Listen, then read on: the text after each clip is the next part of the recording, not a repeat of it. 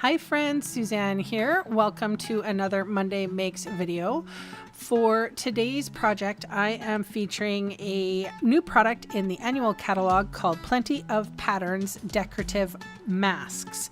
I'm also using the sentiment from the Pansy Patch. The Pansy Patch sentiments are so lovely. You get 4 masks in this package, and then this one actually has 4 designs on it, which I love. One of my favorite stamp sets from the last catalog was the medallion. I love the medallions. I'm so drawn to these damask type looking designs. So here is my thick basic white card base. I'm just using post-it notes here to show you that you could kind of mask off this thing with post-it notes.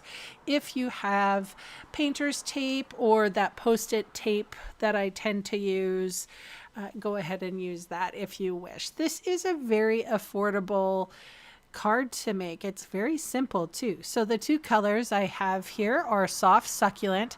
I find that was sort of my darker color, and then the mint macaron was sort of a little bit livelier, and it also was the lighter color.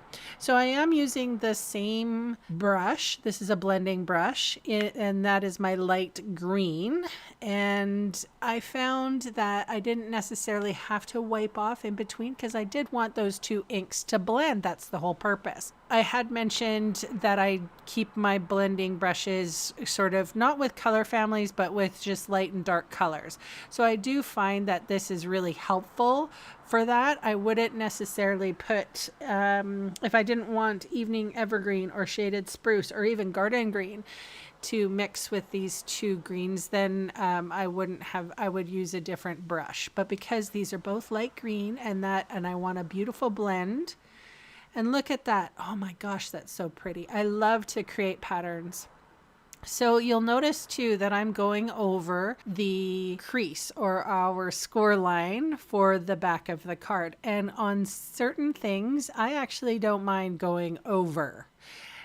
To me, I've always liked that. I've always thought that, why can't you decorate the back of the card? Like, there's nothing wrong with it. Why does it have to be completely white? There's no rule. There's no card police that are going to come out here and arrest me because I went over the line. So I'm just going to have fun with my blending. And you can see here, this is real time. I did not speed this up because I did want you to see how simple it was to create this card using these masks. You might hear a bit of rustling here. I'm going to open up the package and I will explain the other designs. So there's a tiny little flower design, which is repeated very much like wallpaper in one of the stencils. And then there is sort of like a scale or like a mermaid's tail scale kind of mask. And then the next one I cannot wait to try out is a geometric like prism kind of a look. So you can go onto your catalog and check the masks out if I can find while I'm talking to you. If I can find them in my catalog, I will. I doubt I'll be able to, though. I'm not that quick on the draw. I don't know where the things are anymore. Everything's moved. This is what happens when you have a new catalog. I can't even get the new in color right. But anyway, you will know where to find them. So I'm only going to use 3 images here. And again, and I actually am starting to use these they're like divider tab post-it sticky notes. I went into Staples the other day and I picked up some of these because I wanted to mark off things in my catalog and I had a lot of extra. So now I'm sort of using them up, and I noticed that Patty Bennett, who is a inspiration to us all, she actually uses these for her die cuts. And so I have been using them and they work fantastic. They don't wear thin like the washi tape. So as you can see here, I have the darker center and I have a lighter on the outside. And you might have to tack down your card base. You might have to tack down your stencil like I did here. And then the reveal.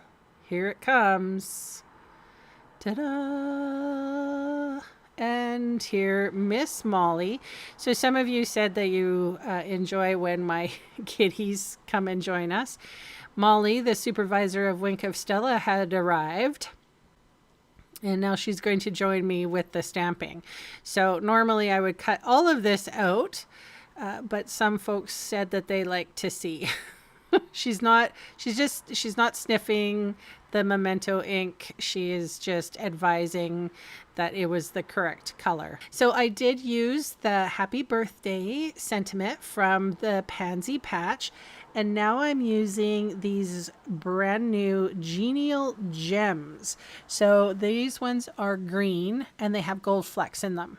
So you could put them at the center of the flowers, but here Molly has suggested that I use Wink of Stella at the center of the flowers. And again, she is the supervisor and overseer of the Wink of Stella abuse.